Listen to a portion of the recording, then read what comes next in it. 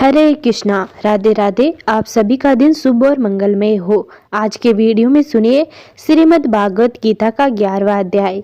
भगवान शिव ने कहा, मेरी प्रिय पार्वती, अब मैं तुम्हें श्रीमद् भागवत गीता की 11वें अध्याय की महिमा सुनाऊंगा।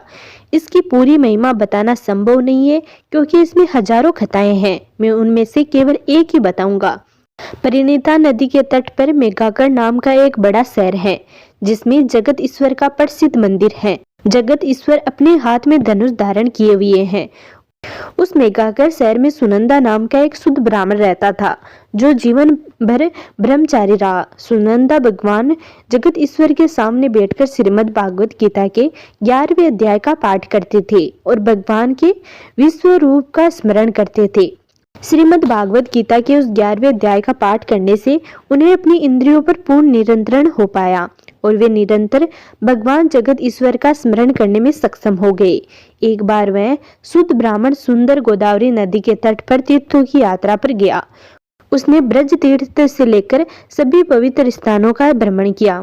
उसने जितने भी पवित्र स्थानों का भ्रमण किया उन सभी में उसने स्नान किया और इष्ट देव के दर्शन किए। एक दिन वह विवियन मंडेला के नगर में पहुंचा। अपने साथियों के साथ उसने ठहरने के लिए स्थान खोजा और अंततः उस नगर के मध्य में उन्हें एक धर्मशाला मिली जहां उन सभी ने रात्रि विश्राम किया।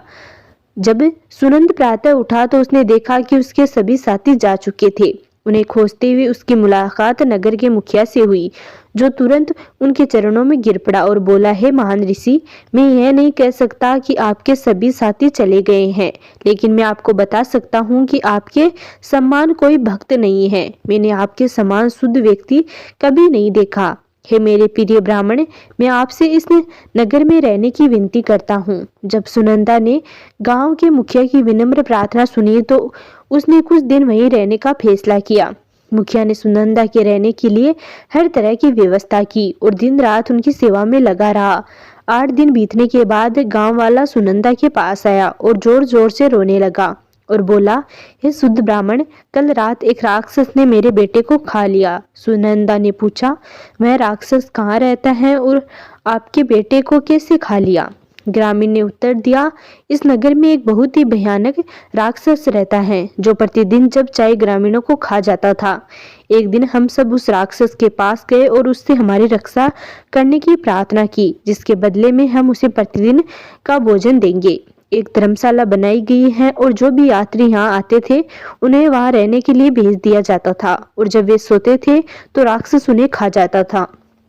इस तरह हम इस राक्षस से अपनी रक्षा करने में सक्षम हुए हैं।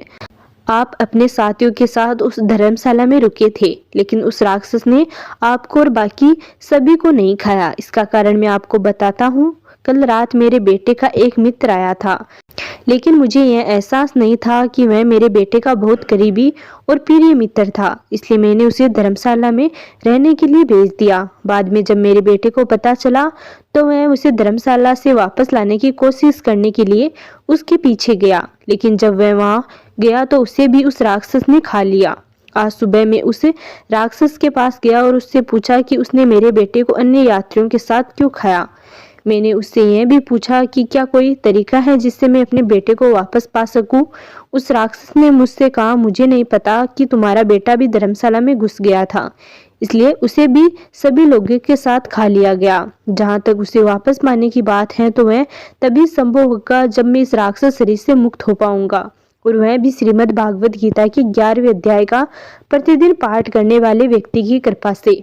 इस समय इस नगर में एक ब्राह्मण रहता था जो इसी धर्मशाला में ठहरा था, परंतु मैंने उसका भोजन नहीं किया क्योंकि मैं प्रतिदिन श्रीमद् भागवत गीता की 11वें अध्याय का पाठ करता था। यदि मैं प्रतिदिन श्रीमद् भागवत गीता की 11वें अध्याय का 7 बार पाठ करे तथा मुझ पर जल छिड़के तो मैं इस राक्षस शरीर के श्राप से मुक्त हो जाऊंगा। सुनंदा ने उस ग्रामीण से पूछा, इस व्यक्ति ने राक्षस शरीर प्राप्त करने के लिए क्या पाप किया है? ग्रामीण ने उत्तर दिया, बहुत समय पहले इस शहर में एक किसान रहता था। एक दिन वह खेतों की रखवाली कर रहा था जब उससे थोड़ी दूर एक बड़े गिद्ध ने सड़क पर जा रहे एक व्यक्ति पर हमला कर दिया। उस समय एक योगी वहां से गुजर रहा था और जब उसने देखा कि उस व्यक्ति पर गिद्ध ने हमला किया है तो वह उसकी सहायता के लिए दौड़ा, लेकिन जब तक उसके पास पहुंचा तब तक बहुत देर हो चुकी थी। तब वह योगी किसान पर क्रोधित हुआ और उससे इस प्रकार बोला, जो व्यक्ति दूसरों की चोर, सांप, आग, शस्त्र आदि के हमले से खतरे में देखता है और भले ही वह उनकी मदद करने में सक्षम हो, लेकिन मदद करने के लिए नहीं आता, उसे यमराज द्वारा दंडित किया जाता है। बहुत लंबे समय तक नरक में कष्ट सहने के बाद वह एक भेड़िए के रूप में जन्म लेता है और जो किसी की मदद करता है वह निश्चित रूप से भगवान विष्णु को प्रसन्न करता है। जो व्यक्ति किसी क्रूर, पशु, नीच जाति के व्यक्ति या दुष्ट शासक के हाथों से गाय को बचाने का प्रयास करता है वह भगवान विष्णु को प्राप्त होता है। दुष्ट किसान, तुमने उस व्यक्ति पर हमला करते हुए उस गिद्ध को देखा, फिर भी तुमने उसे बचाने का कोई प्रयास नहीं किया। अब मैं तुम्हें राक्षस के रूप में जन्म लेने का श्राप देता हूँ। किसान ने कहा, मैं पूरी रात खेतों की रखवाली कर रहा था और मैं बहुत थक गया हूँ, इसलिए हे दयालु ऋषि, मुझ पर दया करो। योगी ने उत्तर दिया, जब कोई व्यक्ति जो प्रतिदिन श्रीमद् भागवत गीता की 11वें अध्याय का पाठ कर रहा है तुम्हारे सिर पर जल छिड़केगा तो तुम इस श्राप से मुक्त हो जाओगे। ग्रामीण ने कहा, प्रिय सुनंदा, कृपया अपने हाथ से इस राक्षस के सिर पर जल छिड़को। ग्रामीण से यह इतिहास सुनकर सुनंदा उसके साथ उस स्थान पर गए जहाँ वह राक्षस रहता था और जब वह श्रीमद् भागवत गीता की 11वें अध्याय का पाठ कर रहा था तब उसने उसके शरीर पर जल छिड़का। उस राक्षस को तुरंत भगवान विष्णु के समान चतुर्भुज रूप प्राप्त हो गया। न केवल वह बल्कि उसने जिन सहस्त्र व्यक्तियों को खाया था वे भी भगवान विष्णु के समान चतुर्भुज रूप प्राप्त कर गए। तब वे सभी पुष्प विमान में बैठ गए और जो उन्हें वैकुंठ ले जाने के लिए भेजा गया था। उन अद्भुत घटनाओं को देखकर ग्रामीण ने राक्षस से पूछा कि उनमें से कौन उसका पुत्र है। राक्षस हंसने लगा और दिव्य विमान में बैठे उन हजारों सुंदर व्यक्तियों में से एक की ओर इशारा करके कहा, वह आपका पुत्र है। ग्रामीण ने अपने बेटे से उसके साथ घर चलने का अनुरोध किया।